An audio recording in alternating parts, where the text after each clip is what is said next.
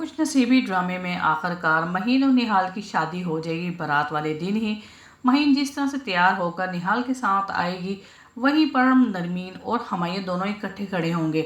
मगर अब निहाल कोई मौका नहीं छोड़ेगा नरमीन को जेलसी दिखाने का।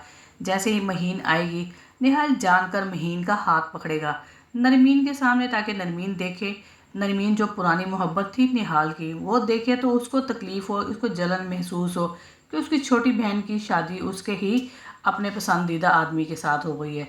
मगर नरमीन इस बात को इग्नोर कर देगी, क्योंकि नरमीन के दिल में अब हमायूं के लिए, अपने शोहर के लिए मोहब्बत होने शुरू हो चुकी थी। वहीं पर निहाल और महीन की रुखसती हो जाएगी। जैसे ही रुखसती से फारग हो गए सिराज साहब अब मोना से कहेंगे कि अब ईमान का भी मुझे रिश्ता तय कर देना है। मोना आंटी बहुत ज़्यादा हैरान होगी और परेशान हो जाएगी।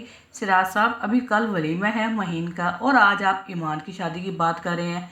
इस पर सिराज मुतमईन हो जाएंगे, क्योंकि वो जानते हैं कि दो बेटियों से वो फारग हो गए, अब जल्द अज जल्द मुझे ईमान की भी शादी कर देनी चाहिए।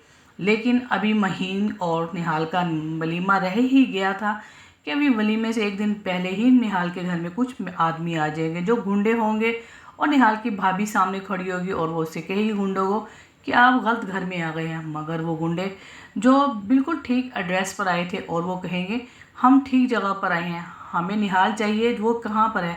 जिस पर भाभी उसकी बड़ी चौंक जाएगी और हैरत से कहेगी निहाल तो घर में नहीं है।